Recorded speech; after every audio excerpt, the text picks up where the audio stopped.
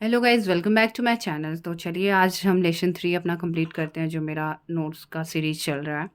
MCQ session on environment part 3। ये UPSC में 2011 से 2021 में कुछ क्वेश्चंस आ रखे हैं, वही है। Basic concept of ecology chapter 1 to chapter 6 से है। इकोलॉजी यूपीएससी प्री 2021 में आया हुआ है question. In case of which of the following biogeologic biogeochemical cycle the weathering of rock is the main source of release of nutrients enter the cycle। phosphorus cycle का है, ठीक है। मैंने options नहीं लिखे थे, वो क्वेश्चन आपको अगर यूपीएससी प्री का क्वेश्चन मिल जाएगा आपको। ये मेरा रिवीजन नोट्स है ना, इसलिए मैंने ये से शॉर्ट्स एंड क्लिप्स लिखा था, बनाया था। ये मैं खुद रिवाइज कर रही हूँ। अगर आप लोग को देख के अच्छा लगता है, साथ में आपका रिवाइज हो जाता है, तो वेल एंड गुड। ये मैं खुद के लिए बनाया जा रही हूँ। Which of the following are detritivores. Detritivores कौन कौन से होते हैं? Earthworm, jellyfish, millipedes, sea horse, woodlice. तो कौन कौन से हैं? अर्थवॉर्म है, मिलीपीड्स है, वुडलाइस है। अर्थवॉर्म तो केचुआ बोलते हैं जिसको। मिलीपीड्स ऐसे ऐसे कीड़े होंगे, ठीक है, ऐसे ऐसे ऐसे करके होते हैं, ऐसे ऐसे ऐसे ऐसे ऐसे। ये इस तरह के लंबे से कीड़े होंगे और इसके ऐसे ऐसे पैर होते हैं, ऐसे ऐसे ऐसे, मतलब मिलियंस ऑफ पैर, मिलीपेड्स इसीलिए बोला जाता है इसको। ऐसे ऐसे आपने देखा होगा, थोड़ा सा ऐसे रहते हैं उनके। सॉल्यूशन क्या है? Decomposers break down the dead organism through decomposition while the detritivores consume the decaying organism. Decomposers जो क्या होते हैं, वो डेड ऑर्गेनिज्म को डिकम्पोज करते हैं, बट जो डिट्रीवोर्स होते हैं वो डिकेइंग ऑर्गेनिज्म पे ही फीड करते हैं। Earthworm, while decomposers break down dead organic materials, detrivores like millipedes, earthworm, and termites eat dead organism and waste। Woodlice को भी हम, वुडलाइस क्या होता है, जिसको बोलते हैं काठ का जुआ। जैसे हमारे हेयर्स में या हम लोग के किसी के भी हेयर्स में जो जू होते हैं, वो लीस हो गया, ह्यूमन लीस बोलते हैं, लाइस। पर जो वुडलाइस होता है उसे हम क्या बोलते हैं? दीमक, टर्माइट्स भी बोल सकते हैं। देखो, मिलीपेड्स मिलियंस ऑफ लेग्स होते हैं। Millipedes are eights millions leg. Millipedes are essential for soil health by releasing processed organic matter it at the at the mud, and they act as a decomposers and help return nutrition back into the soil। Woodlice, woodlice क्या होता है? Woodlice is found in the forest and feed on plant matter from the forest floor। Which of the following have species that can establish symbiotic relationship with other organism? कौन कौन से ऐसे species हैं जो कि सिम्बायोटिक रिलेशनशिप बना सकते हैं दूसरे ऑर्गेनिज्म के साथ? तो निडेरिया है प्लस एल्गे क्या बनाता है? कोरल्स। कोरल क्या बनाते हैं? एल्गे के साथ मिल जाएंगे तो कोरल्स बनाएंगे, निडेरियन। फंजाई एल्गे के साथ मिलकर लाइकन्स बनाएंगे। प्रोटोजोआ प्लस टर्माइट्स वो मिलते हैं in intestines with in the insect gut, insect के गट्स में मिल जाते हैं। तो 1 2 3 तीनों ही सिम्बायोटिक रिलेशनशिप बनाते हैं। निडेरियास किसके साथ बनाता है? एल्गे के साथ कोरल बनाता है। फंजाई बनाता है एल्गे के साथ lichen.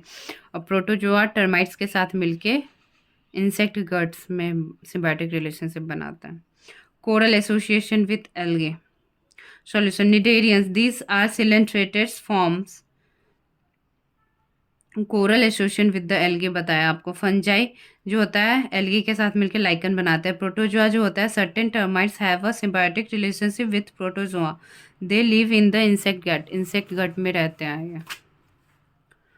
4 the nature which in the nature which of the following is are most likely to be found surviving on a surface without soil. Without soil कौन से आपको मिल जाएंगे सर्वाइव करते हुए नेचर में? फॉन जो होगा वो गार्डन पॉट्स में मिल जाएगा। टेरिडोफाइट्स एंड एना मेटल need soil. Lichen, xerophyta in nature, rock और स्नो में भी मिल जाता है, ट्री पे भी देखा है मैंने बहुत जगह। और लाइकन एक आपका एयर पॉल्यूशन इंडिकेटर की तरह भी काम करता है। पॉल्यूशन इंडिकेटर इंडिकेटर की तरह भी काम करता है। मॉश एम्फीवियंस होता है, लैंड और वाटर दोनों जगह मिलता है। मशरूम होता है, सॉइल चाहिए ही होता है उसको। तो ओनली टू है जो कि सरवाइव कर जाएगा विदाउट सॉइल। ठीक है। Consider the following kind of organism: copepods, cyanobacteria, diatoms, foraminifera. तो साइनोबैक्टीरिया एंड डायटम्स क्या है? Blue green algae plus nostoc, chlorophyll photosynthesis में हेल्प करते हैं। Which of the above are primary producer in the food chain of the ocean? Ocean के food chain में कौन primary producer है? तो ये प्राइमरी प्रोड्यूसर मीन्स जो फोटोसिंथेसिस कर सकते हैं। तो ब्लू ग्रीन एल्गी जो साइनोबैक्टीरिया और डायटम्स हैं वो करते हैं। तो सेकेंड एंड थर्ड हो जाएगा, 2 और 3। सॉल्यूशन देख लेते हैं इसका, क्या एक्सप्लेनेशन लिखा है मैंने। कॉपर पॉड्स भी बोल सकते हो, कॉपर पॉड्स भी बोल सकते हो, are a group of small cuscutans found in nearly every freshwater and saltwater habitat. Cephalopods are of great ecological importance, providing food for many species and of fish. Any creature with a soft body in several sections and covered with a hard outer shell, water usually live in.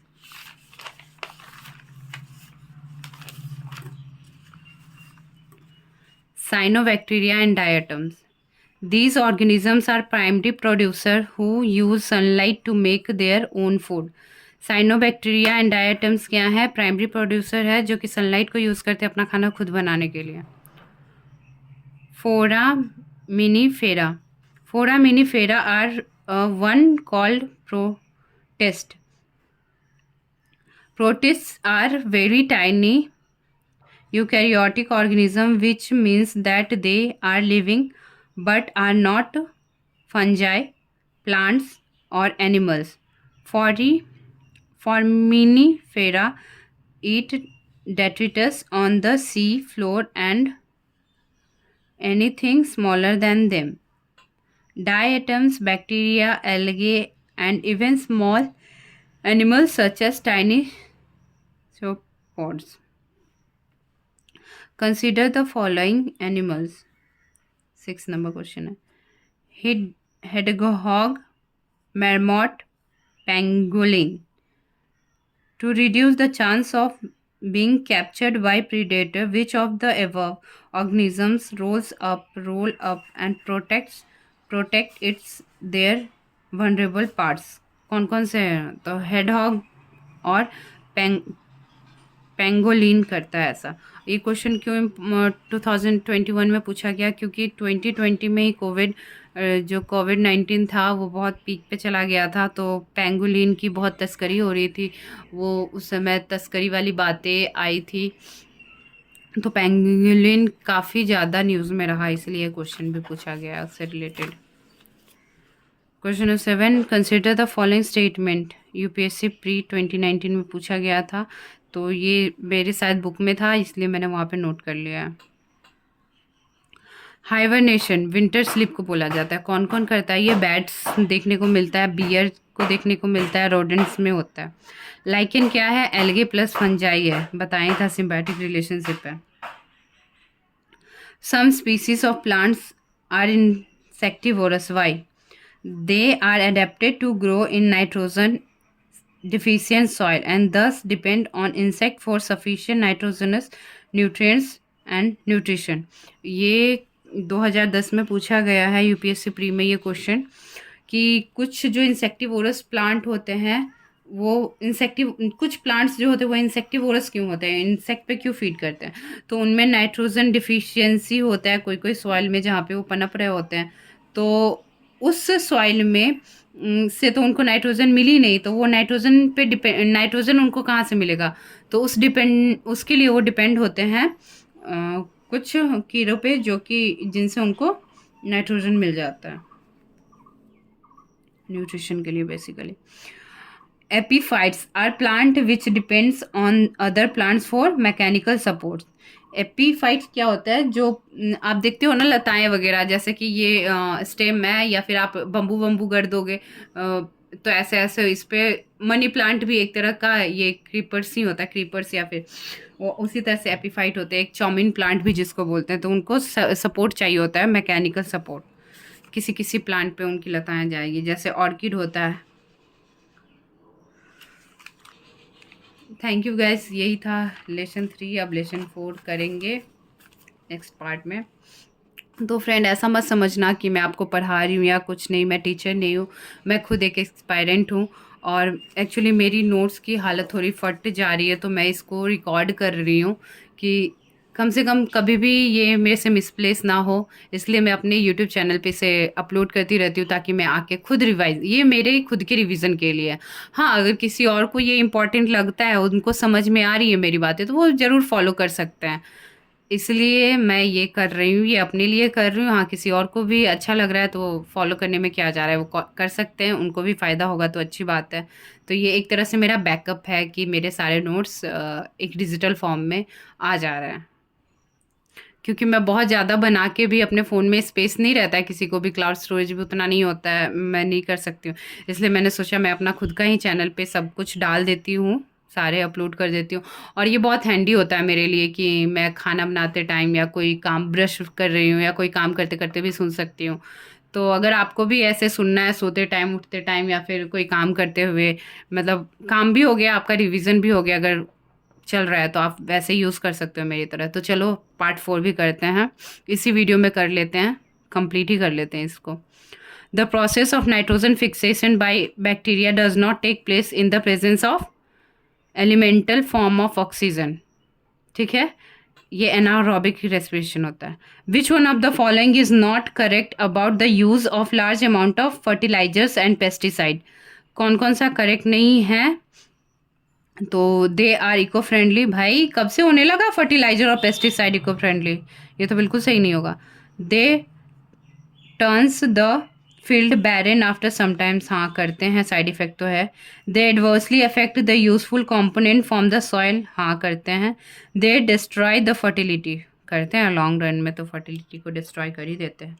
तो क्या होगा? Not correct पूछा है, तो हाँ सिर्फ ये they are eco friendly. भाई नहीं, वो इको फ्रेंडली नहीं होते, तो ऑप्शन ये होगा सिर्फ। The nitrogen molecules present in the air can be converted into nitrates and nitrites by a biological process of nitrogen fixing bacteria present in soil. Photosynthesis is not the part of water cycle. Top soil contains, क्या क्या contains करता है top soil? Humus, living organisms, soil particles. Consider the following form in which most plants absorb nitrogen is nitrates and nitrites and urea. Nitrates, nitrites, urea.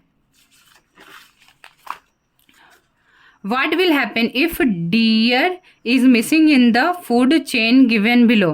Grass है, dear है और tiger है। Grass, dear grass को खाता है, tiger dear को खाती है। अगर डियर मिस हो गई, यहाँ से ये गायब हो गई, तो फिर क्या होगा फूड चेन का? The pollution of tiger decrease will decrease and the pollution of population of grass increases.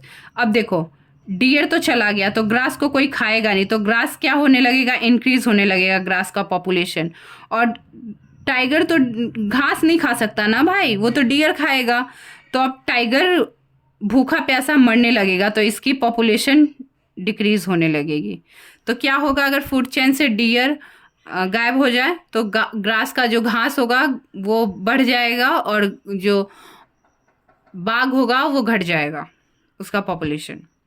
Montreal protocol is associated with the issue of control and phasing out of the use of ozone depleting substances. Montreal protocol क्या है? वो जो हमारा control and phasing out of the ozone depleting substances के use से associated है। UNFCCC not working with Ramsar convention, UNFCCC है वो रामसर कन्वेंशन के साथ काम नहीं कर रहा है। बीओडी बायोलॉजिकल ऑक्सीजन डिमांड क्या है? Amount of O2, amount of oxygen consumed by microorganisms for decaying organic matter per unit volume of water, वो है हमारा BOD. Acid rain is produced by, acid rain किससे प्रोड्यूस होता है? Excess of NO2 and SO2 from burning fossil fuel, जो हम fossil fuel को burn करते हैं उससे जो excess amount of nitrogen oxide and sulphur dioxide निकलता है उसी से एसिड रेन होता है। तो क्या क्या हो गया? नाइट्रोजन ऑक्साइड, कार्बन डाइऑक्साइड और SO2, एसिड रेन का कॉम्पोजिशन। लिस्ट 1 है, लिस्ट 2 है, ठीक है। ऑक्साइड ऑफ सिल्वर क्या करता है? रेस्पिरेटरी वाटर डिजीजेस करता है, रेस्पिरेटरी डिजीजेस और water diseases. Nitrogen oxide dioxide क्या करता है? Red hedge in the traffic, traffic में जो रेड हेज दिखता है वो नाइट्रोजन डाइऑक्साइड के कारण होता है। नाइट्रेट इन ड्रिंकिंग वाटर में से ब्लू बेबी सिंड्रोम होता है। लेड से damage to the kidney, lead हमारे किडनी को डैमेज कर देता है। मरकरी से मिनीमाटा डिजीज होता है, ये मैंने आपको बताया नहीं है पर आप याद रखना हमेशा। कॉजेज ऑफ ग्लोबल डिमिनिंग क्या क्या है? Meteorite heating, smog formation, volcanic eruption and air pollution. Kyoto joint implementation, CDM clean development mechanism, carbon trading, Kyoto protocol से रिलेटेड है ये सब। डेवलपमेंट कॉन्स्टेंट एनेक्सर 1 होता है, नॉन एनेक्सर 1 होता है, डेवलपिंग कंट्रीज में होता है। ये चीज़ें पीछे हमने पढ़ी थी लेसन 3 में। Eco sensitive zone are the areas that are declared under the environment protection act of 1986। 30 का ozone is an allotropic form of oxygen. हाँ भाई, O3 है तो एलोट्रॉपिक फॉर्म ऑफ ऑक्सीजन ही है ozone. Ozone is form due to the action of sunlight over the atomic and molecular oxygen. Ozone is slightly blue, help in the water and air purifier. Ozone is colour odourless और colourless. Ozone या तो colourless होगा या तो odourless होगा, और ozone slightly blue भी हो सकता है, तो कलरलेस बोल दो या स्लाइटली ब्लू, जो स्काई कलर जैसा होता है स्लाइटली ब्लू। ओजोन क्या होता है? फॉर्मेशन होता है उसकी सनलाइट के प्रेजेंस में, एटॉमिक मॉलिक्यूलर ऑक्सीजन पे जब सनलाइट पड़ती है तो। Help in the water and air purifier, हाँ एयर और वाटर प्योरीफिकेशन में हेल्प करता है। CFCs क्लोरोफ्लोरोकार्बन, CFC का फुल फॉर्म है क्लोरोफ्लोरोकार्बन।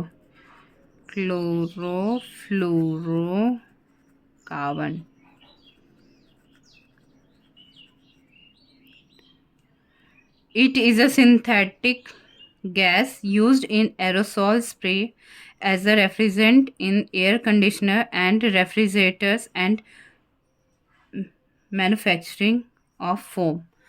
ये रेफ्रिजरेटर AC में यूज़ होता है एज अ कूलिंग एजेंट और मैन्युफैक्चरिंग ऑफ फोम में भी यूज़ होता है। It is extremely stable and chemically non reacting under normal condition. ये एक्सट्रीमली स्टेबल होता है और केमिकली नॉन रिएक्टिंग होता है under normal conditions. CFCFCS plus O3 give ClO plus O2। SO2 pollutions main indicator is lichen. मैंने बताया था ना, लाइकन एक पॉल्यूशन का भी इंडिकेटर होता है, उसी तरह काम करता है। तो वो मेन इंडिकेटर, सल्फर डाइऑक्साइड का मेन इंडिकेटर क्या होता है? लाइकन।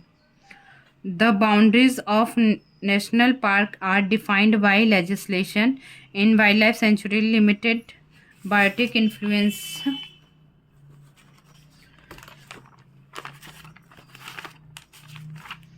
अब Montrex record registered in wetland site under the threat of anthropogenic activities. Demographic certainty is not the limitation of in situ conservation.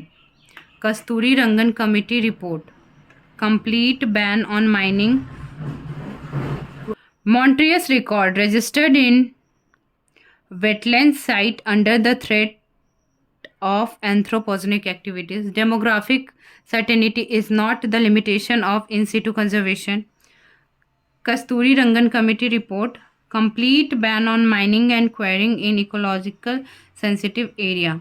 No thermal power is allowed. And बाकी भी थे, वो मैं शायद लिखी नहीं, ये अधूरा रह गया, sorry guys. As species require the unique homogeneous as environment, ये भी अधूरा अधूरा रह गया है शायद।